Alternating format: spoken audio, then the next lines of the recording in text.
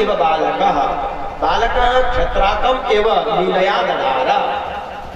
जैसे बालक छत्राक कुकुर मुद्दे को पकड़ करके उठा ले बिना प्रयास के, इसी प्रकार से और भगवान श्री हरि ने गोवर्धन को उठा लिया। किससे उठाया? एक ही हस्ते, एक ही हाथ के द्वारा।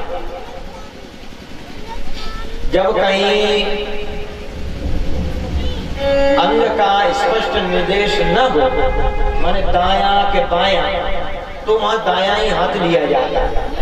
जैसे कह दिया जाए कि हाथ से पुष्प चढ़ाना चाहिए, तो अब कौन से हाथ से चढ़ाना चाहिए नहीं भी कहा जाए, तब भी दाएं हाथ से ही लेना चाहिए, निर्देश है।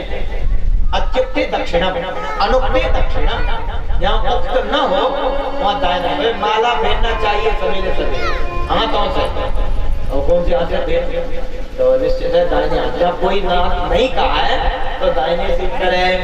तो ऐसे ही हाथ अगर है एक हाथ से, एक ही हाथ से उठा लिया गोवर्धन, तो इस पद्धति से अर्थ निकलता है कि दाएं हाथ से उठाया, परंतु नहीं। फिर इससे पद्धति दूसरी है कि यदि एक वाक्य का करना हो तो माने किसी शास्त्र में यदि ऐसा कहा गया हो स्पष्ट, तो फिर वो मानना पड़ा।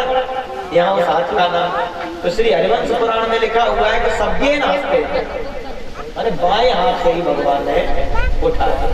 अब भगवान श्री कृष्ण जो भी चीज उठाएंगे अब आएगा आगे बाएं हाथ से, उनका बायां हाथ ही ज्यादा चलता है। माने ये तो सब भगवान के बाएं हाथ का खेल है। तो बाएं हाथ से गोवर्धन पर्वत को उठा लिया। वीक्ष्यमाणो दधावद्रिं सप्ताहं नाचलत् पदा। वीक्ष्यमाणा, देखते ही देखते, सबके देखते देखते।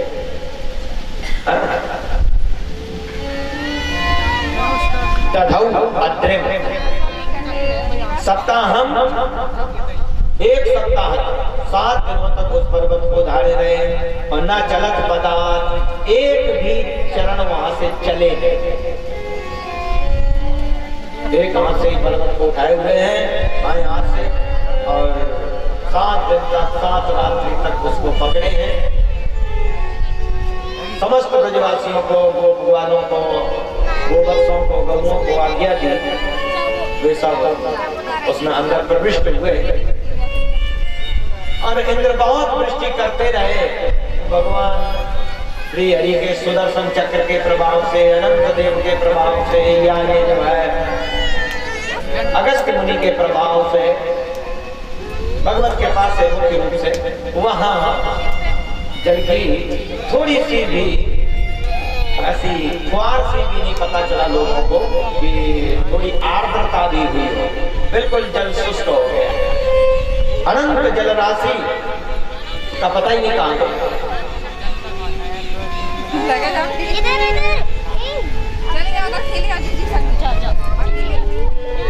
गोपी ग्वालों, गौओं और गोवत्सों पर कृपा करने के लिए और इंद्र का दर्प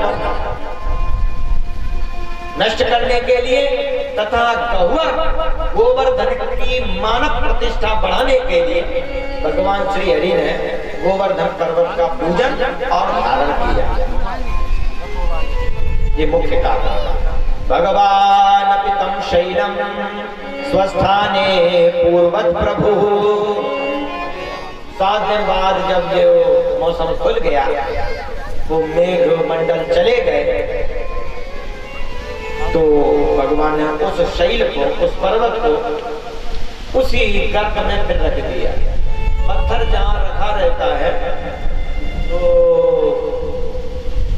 कुछ दिन में वहां गर्त हो जाता है, गड्ढा सा बन जाता है। भले ही गड्ढा खोद के नहीं रखा गया हो और पर्वत पर बहुत दिनों के रखे हुए हैं, त्रेता युग के रखे हुए थे, तो वहां गर्त जैसा हो गया था और बाद में उसी गर्त में पूर्ववत स्थापित कर दिया गोवर्धन गिरी को।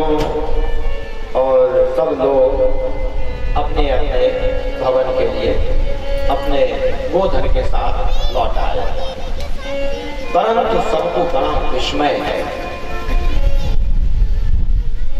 सबको बड़ा विस्मय है। यह सप्ताहायनो बाला करेण एकेन लीलया कथम विव्रत गिरिवरम पुष्करम गजराट देवा।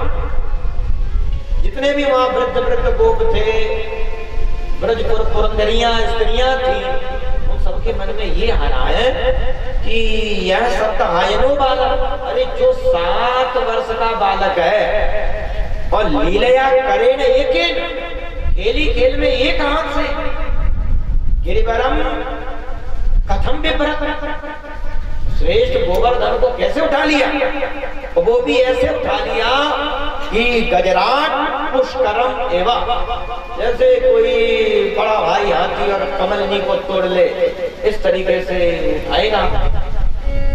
ऐसे कैसे हो सकता है? अरे हमने सोचा था, दूसरे बोले कि पूतना वैसे ही टक्कर खा के गिर पड़ी होगी, मर गई होगी, ना ये जाने ही मारी है। तृणावर्त गच्छ अर्जुन योर मध्य बाहुभ्याम ताव पातया। देखिए 2 वृक्ष गिरे थे, बच्चों ने कहा भी था, हमने स्वीकार नहीं किया, हमने समझा वैसे ही गिर गए होंगे, बहुत पुराने हो, धारण किया 7 दिन तक। तो द्वितीया तृतीया चतुर्थी पंचमी सप्तमी षष्ठी सप्तमी और अष्टमी तक 7 दिन हो गए, 8 अष्टमी हो गए। 9वीं में सब लोग वृंदावन में आए और ये सब सोचने लगे 10वीं में पंचायत जुड़ रही है, और अब आ गई एकादशी। भगवान ने तो बाबा नंद होते हैं, नंद हैं, वो निराहार व्रत करते हैं, कुछ लेते नहीं। एकादश्याम निराहारा समभ्यच्य जनार्दनम स्नातुम नंदस्तु कालिंद्या द्वादश्याम जन्माभिषेक। प्रत्येक एकादशी को निर्जल और निराहार रहते हैं। एकादशी के बारे में थोड़ा सा सुन लीजिए।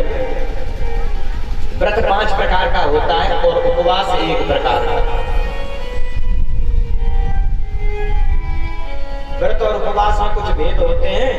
व्रत माने होता है दृढ़ संकल्प, निश्चय। तो हम लोग जो उपवास करते हैं वो उपवास कहते हैं, करते नहीं है, करते व्रत ही है। सामान्य रूप से उपवास के इस उपवास को ही उपवास बना दिया क्या, पर उसका लक्षण क्या है देखिए धर्मशास्त्रों के अनुसार। असकृत जलपानाच्च सकृत तांबूल चर्वणात् उपवास प्रदृश्येत दिवा स्वप्नाच्च मैथुनात्। असकृत जलपानाच्च माने एक बार से ज्यादा पानी पी लेने पर उपवास खत्म हो जाता है, वो बात बतलाई रहे। उपवास कब कब दूषित हो जाता है? उपवास में केवल एक बार आप पानी पी सकते हैं बस, और कुछ भी नहीं, ना खाना है और ना फिर पीना, उसे उपवास कहते हैं। असकृत जल पाना, अच्छा एक बार से ज्यादा जल पीने से सकृत तांबूल चर्वणा, और बीड़ी पी सकते हैं क्या महाराज? पानी नहीं पी सकते। कहीं पूछते हैं महाराज पानी पी तो मना है, निर्जला व्रत है तो बीड़ी। अरे सकृत तांबूल चर्वणा, कोई भी मादक पदार्थ, तांबूल, तंबाकू, बीड़ी या कुछ जो भी है वो एक बार भी खा लेने पर वो भी व्रत दूषित हो जाता है, उपवास दूषित हो जाता है। व्रत का क्या है कि एक होता है निर्जल व्रत, माने कुछ भी न खाना न जल भी नहीं पीना, तो निर्जल व्रत हो गया। सही है।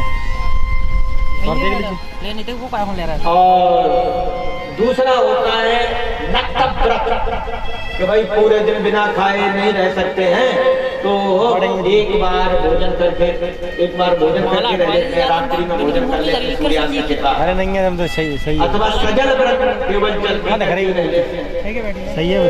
और एक होता है एक भुक्त व्रत, और केवल दिन में एक बार कोई एक अभिष्यान्न खा लेना। इस तरीके के ये व्रत बतलाए गए हैं। गोपानां तमसः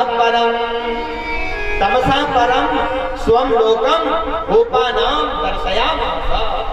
जो तमोगुण से परे है और यहाँ तीनों ही गुण लेने पड़ेंगे जो उपलक्षण है। सतो गुण, रजोगुण और तमो गुण से परे जो भगवान का नित्य दिव्य धाम है, उस दिव्य धाम के भगवान ने उन गोपों को दर्शन करवा दिया। अब तो वहां देख करके ये तो लाला तेरे ही जैसो है। अब भगवान का बड़ा वैभव ये सब देखा, लेकिन इनका तो मन इसी में था कि हमारा जो प्रभु है वो हमारे साथ खेले, खाए, बैठे। ये तो बड़ी महामहिमाशाली है, महामहिम है। तो इस तरीके का भाव आया। तो भगवान वो सबको लेकर के जमुना जी में से निकल करके पुनः बाहर आ गए और सभी को जो है स्मृति नहीं रही। बोलिए वृंदावन बिहारी लाल की जय हो। इसके बाद में रास लीला का प्रसंग है। ये लीला भगवान ने इसीलिए, भगवान शिवदेव ने इसीलिए यहाँ रखी ताकि लोग समझ जाएं कि ये साक्षात भगवान है और ये ब्रजवासी लोग भी जान जाएं। और रास लीला बड़ी दिव्य है, इसको अपन थोड़ा संक्षिप्त में ही देखते हैं।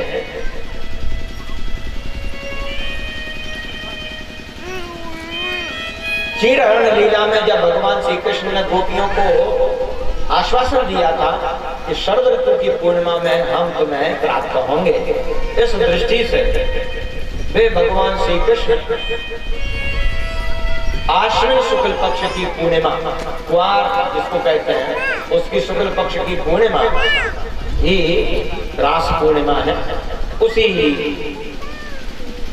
पूर्णिमा की दिव्य रजनी में भगवान श्री कृष्ण वृंदावन के एक वृक्ष के नीचे बैठ करके वेणु वादन करते हैं और वो वेणु वादन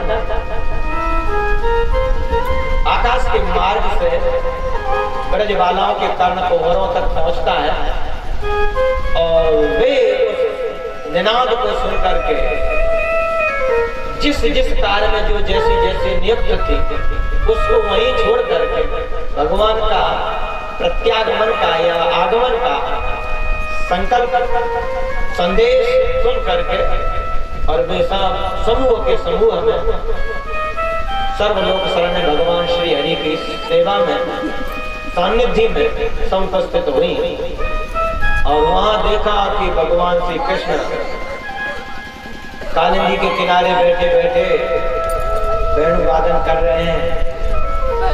उन सबने वहां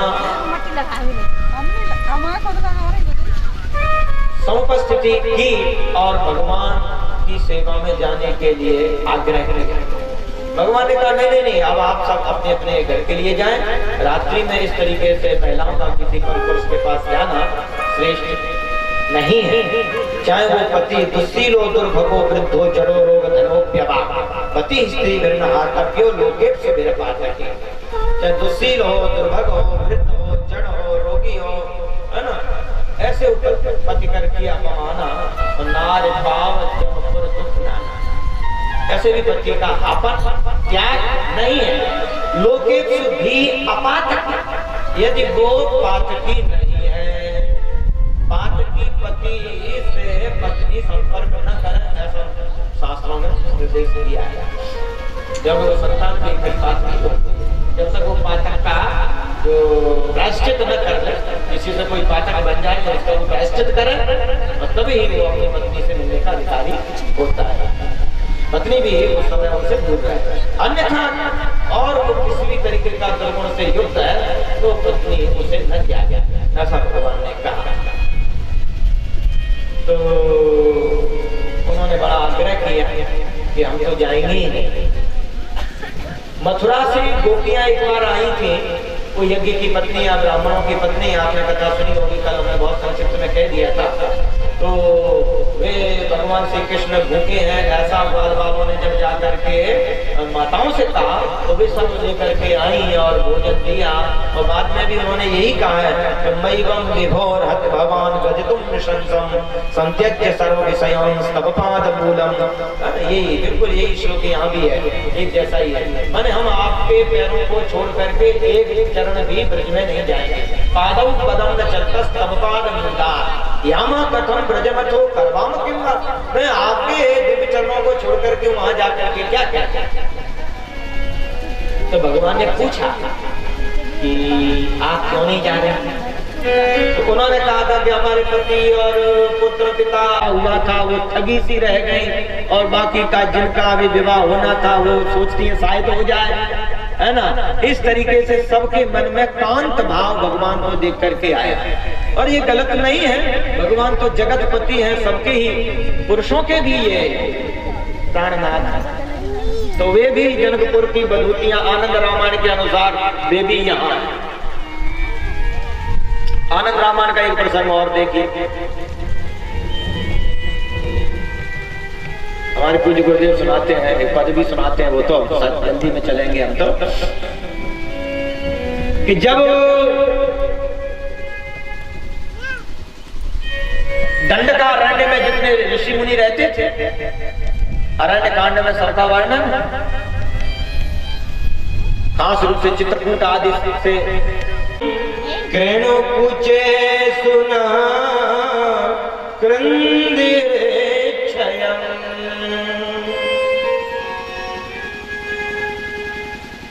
ये भगवान के चरणों की धूलि की वंदना करती हैं, चरणों की वंदना करती हुए कहते हैं कि प्रणत देहिना, जो लोग आपकी शरणागत स्वीकार कर लेते हैं उनके पाप कर्षणम। आपके चरण कैसे हैं?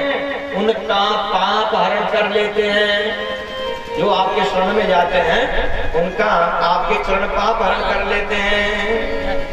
और वे ही चरण तृणचरानुगम, जो तृणचरा, तृणों को चर करके जीवन यापन करने वाली गौएं हैं, उनके पीछे पीछे बिना पदत्राण के दौड़ते हैं। तृणचरानुगम। और है कैसे? श्रीनिकेतन, जो लक्ष्मी के धाम है, शोभा के धाम है, कीर्ति के धाम है, शोभा धाम, वे आपके चरण, जिनकी शरण ग्रहण करने वालों के समस्त पाप की पूंजी नष्ट हो जाती है। और वे चरण गौओं के पीछे पीछे वृंदावन की बीथियों में बिहरते हुए और उन गौओं का अनुग्रहण करते हैं। और कैसे आपके चरण? फणी फणार्पितम, फणी के फणों पे अर्पित किए गए हैं, अर्थात काली नाग के फणों पर जो फरके हैं, जो दौड़े हैं, चले हैं, ते पदाम हो जाओ। इसलिए ऐसे चरणों को आप हमारे हृदय में पधरा दो। कृण कुचे सुना कृंदिरे। बलभद्र के चरणार बिंदों को देखा, उन्हें लौट गए, विधि को स्वीकार किया।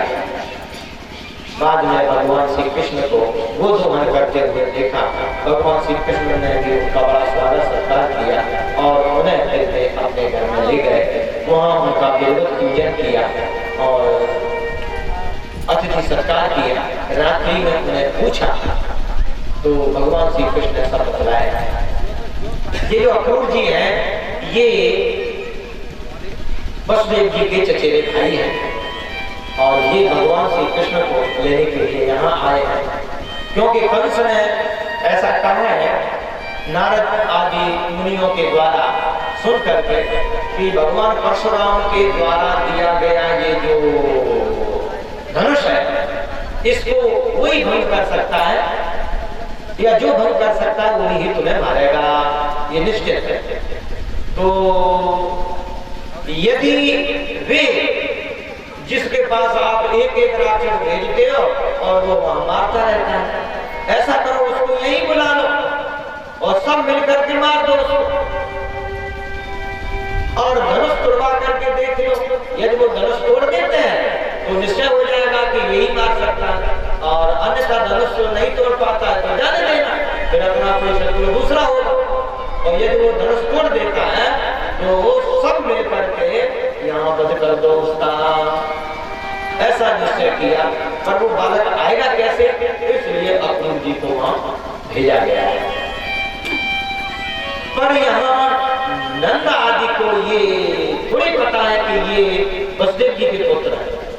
यहाँ के ब्रज के जितने भी लोग हैं वो सब उन्हें मैया यशोदा और भगवान को ही पुत्र मान गए, तो बड़ा उनके प्रति स्नेह भी हो गया, सबको प्राणों से भी ज्यादा प्रिय है। ये स्थिति है। अब स्थिति कुछ अलग है ना।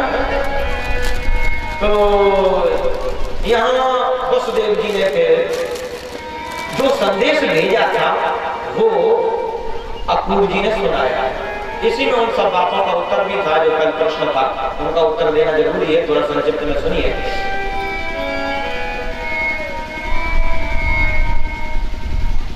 वसुदेव जी ने कहा कि मैं इन्हें लेने आया हूं और इन्हें हमारे साथ भेज दीजिएगा।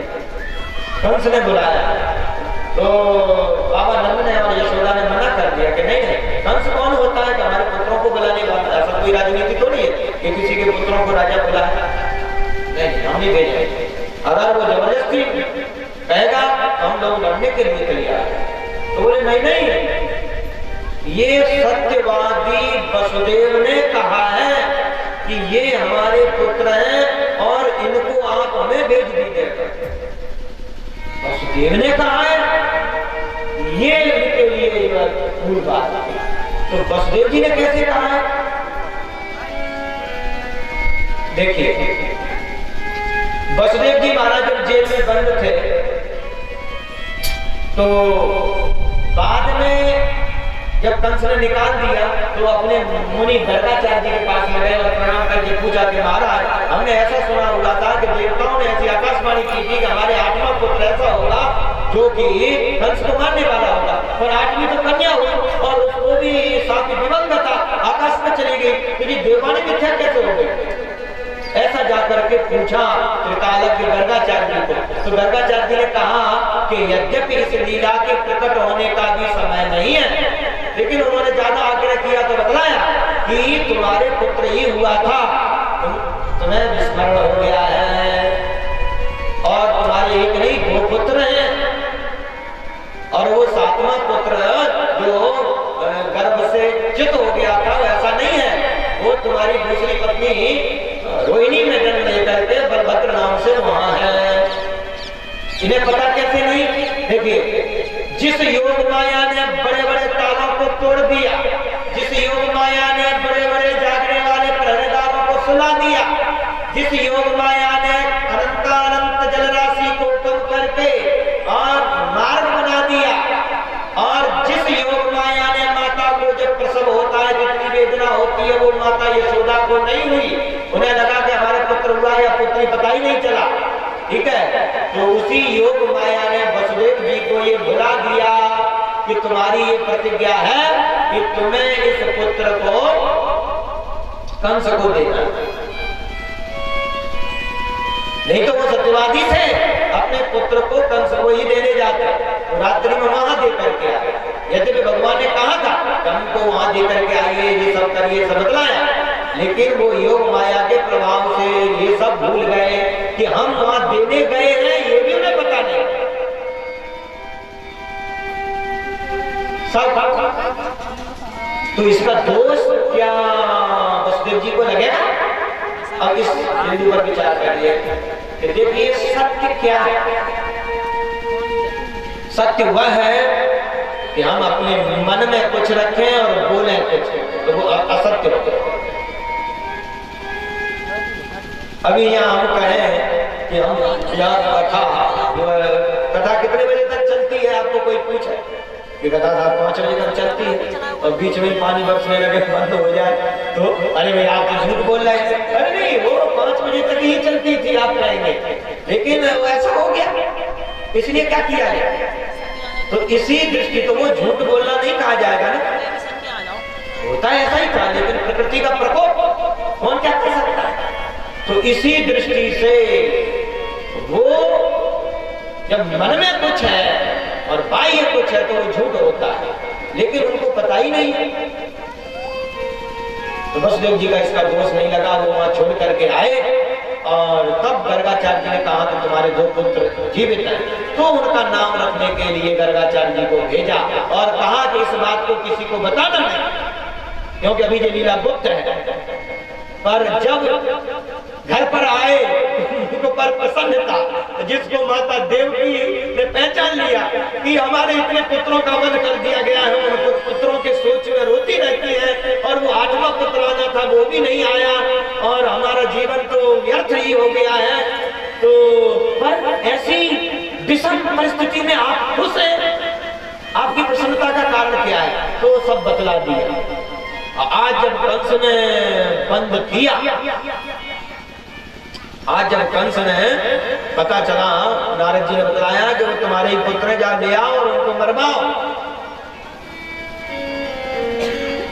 तो ये सब लीला फली और फिर इस तरीके से बात हुई। तो वसुदेव जी को कुएं में लटका दिया गया। वसुदेव जी ने कहा मैं बोलूंगा नहीं, बताऊंगा नहीं मेरे पुत्र, मार देगा कोई बात नहीं। लेकिन देवकी से कहा कि तेरे पति का वध करने वाला हूं, बता। तो माता के लिए, पतिव्रता माता के लिए पुत्र से ज्यादा पति महत्वशील होता है, इसलिए देवकी ने ये बतला दिया कि वे दोनों मेरे पुत्र हैं। तो ये बात कह रहे हैं अक्रूर जी कि वे देवकी माता ने और वसुदेव जी ने भी स्वीकार किया कि ये उनके पुत्र हैं, हमें भेज दीजिएगा। इस तरीके से वे दोनों बालक उनके ब्रजवासियों के कर्म खंडन करते हुए भी भगवान श्री कृष्ण सबको आश्वासन देकर के बलभद्र के साथ में अक्रूर जी के साथ में मथुरा पहुंचे और यहाँ बाबा नंद इत्यादि भी पहुंचे हैं और वहां जाकर के उनके धनुर का भंग किया। और वे जो दासी थी वहां, जिसका शैलेंद्री त्रिविक्रमा, उसका उद्धार किया, कुंवरिया पीर का उद्धार किया और समस्त पहलवानों का उद्धार करके कंस का उद्धार किया। और भगवान श्री कृष्ण ने जाकर के अपने माता पिता मथुरा का राजा बनाया उग्रसेन। माता पिता ने उनको भगवान समझ लिया, क्योंकि हमारे सामने कंस का इन्होंने उद्धार किया है, तो भगवान ने अपनी मोहिनी माया से उनको जो है पुनः मातृत्व और पितृत्व भाव में परिणत किया। तो इधर बाबा नंद और गोपों को बड़ी सांत्वना देते हुए, यहाँ बड़ा करुण प्रसंग है, उनको वहां से विदा किया और वे फिर अपने गोकुल में आए। इधर भगवान श्री कृष्ण को पढ़ने के लिए प्रेरित किया, तो उनका उपनयन संस्कार कराया, यज्ञोपवी संस्कार, गायत्री मंत्र की दीक्षा दिलवाई गर्गाचार्य मुनि से और उन्हें पढ़ने के लिए बाहर भेजा गया, क्योंकि मथुरा अभी सुरक्षित नहीं है। मथुरा में इन बालकों का रहना अभी ठीक नहीं है, क्योंकि यहाँ अभी कंस के परिजन आकर के यहाँ परेशान करेंगे। इसलिए मध्य प्रदेश के अवंतिकापुरी में, उज्जैन में, जहाँ कश्यप गोत्रीय सांदीपनि मुनि के पास में भगवान श्री हरि को पढ़ने के लिए भेजा और वे वहाँ समस्त वेदों, वेदांगों और राजनीति इत्यादि, जो ज्योतिष इत्यादि वेदांग और उपांगों को पढ़ करके 64 दिन में ही 64 कलाओं के निदान बन करके और अपने पूज्य गुरुदेव को उनकी माताजी के अभीष्ट की सिद्धि करने के लिए मृत गुरुपुत्र को गुरु दक्षिणा में दे करके और वे भगवान श्री कृष्ण पुनः यहाँ मथुरा में आए। वृंदावन धाम की जय हो। अब यहाँ आए हैं तो उनका यहाँ मन नहीं लगता है, तो फिर उन्होंने उद्धव जी को गोपिकाओं के लिए संदेश पाने के लिए भेजा कि आप जाइए और ये संदेश गोपिकाओं को जाकर के दे दीजिएगा। तो उद्धव जी भगवान श्री कृष्ण का संदेश लेकर के गोपिकाओं के पास में पहुंचे और बाबा नंद से, भैया यशोदा से और ब्रज गोपिकाओं से मिले और सबको आश्वासन दिया। एक बात खास मैं यहाँ बताना चाहूंगा कि लोगों को ऐसा भ्रम है कि उद्धव मनुस्मृति के अनुसार हमारे यहाँ जो 8 विवाह होते हैं, इनके बारे में थोड़ा सुनिए, फिर विवाह पर करवा देंगे। ब्राह्मो दैवस तथैवार्ष प्राजापत्यस तथा सुरा गांधर्वो राक्षसश्चैव पैशाचश्च चाष्टमो धमः। ये 8 प्रकार के भारतीय प्रजाओं के लिए, माने हिंदुओं के लिए वर्णाश्रमयी प्रजाओं के लिए मनु महाराज ने ये 8 प्रकार के विवाह बतलाए, जिनमें ब्राह्मण विवाह माने वेद आदि को पढ़े हुए वर को, जो अपने वर्ण का है पर अपने से गोत्र और प्रवरों से भिन्न है, उसको अपने घर में बुला करके और उसका मधुपर्काज विधि से पूजन करके अपने शक्ति आत्मा उनका वृषभों को भले ही उसे दे देना या ये कर देना। तो ये आपस विवाह मनुस्मृति में बतलाया गया है। ये अभी आपके समझ में नहीं आएगा, ये बिना व्याख्या के, पर अभी सुन लो इतना है। एक विवाह होता है प्राजापत्य। प्राजापत्य में पिता अपनी कन्या को ले जा करके वर के यहाँ आए और कहे कि आप स्वीकार करें, हमारी कन्या है। जैसे कि मनु महाराज करदम जी के पास अपनी कन्या लाए थे, दे दिया था और कहा आप धर्म पूर्वक जीवन जीवे, ये कन्या आपके योग्य, आप इसे स्वीकार करें। ये प्राजापत्य विवाह होता है और ये 4 विवाह हम लोगों के यहाँ श्रेष्ठ माने गए।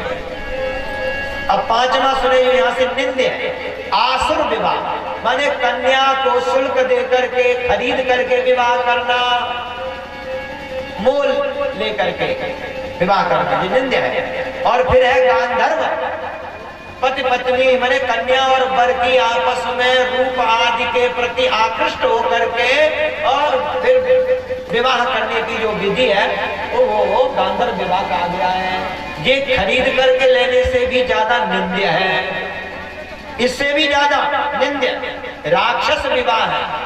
देखिए, परिजनों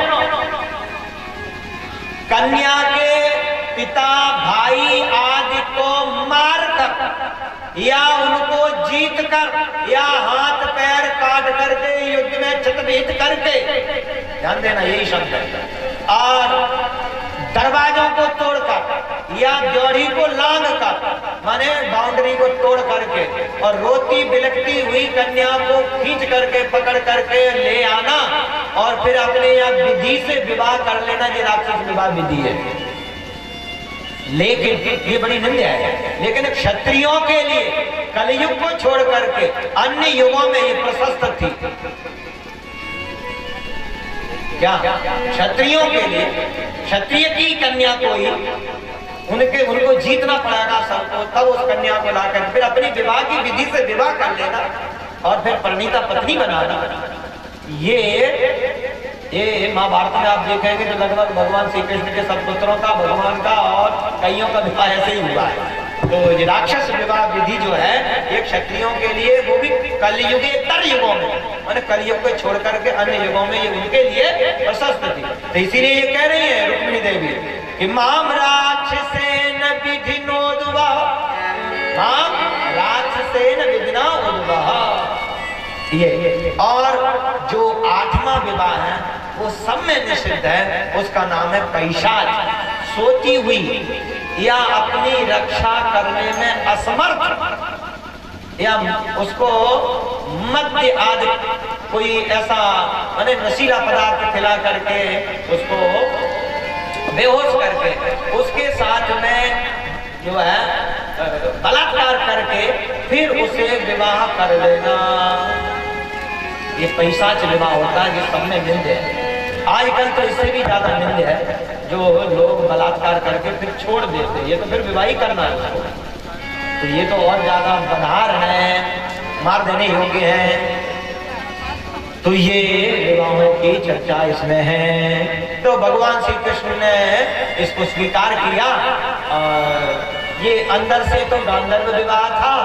सुखदेव जी महाराज राजा परीक्षित को भीतर की बात बतला रहे कि कन्या की तो इच्छा थी लेकिन बाहर के परिजनों को जीतना पड़ेगा। तो अंदर से तो जो ब्राह्मण ये गांधर्व विवाह था, लेकिन लोक के लिए यह राक्षस विवाह ही था। और भगवान श्री कृष्ण वहां पहुंचे तब तक इनके भाई ने जो है लग्न सगाई उस शिशुपाल के साथ कर रखी थी। ठीक है। और यहाँ जब संदेश आया और संदेश में सब बतला दिया है रुक्मिणी देवी ने कि आप हमें दुर्गा पूजन करते समय वहां मिलेंगे तो हमें प्राप्त कर सकते हैं, ये भी संदेश में लिखा है। और यदि आप नहीं आए तो अंतिम वाक्य भी लिखा है कि जहिया मसूर व्रत कृषान छत जन्म भी, तो मैं बिना खाए पिए ऐसे व्रतों को करके अपने शरीर को नष्ट कर दूंगी पर किसी दूसरे को प्राप्त नहीं होगी, लेकिन 100 जन्मों तक तपस्या करूंगी आपको।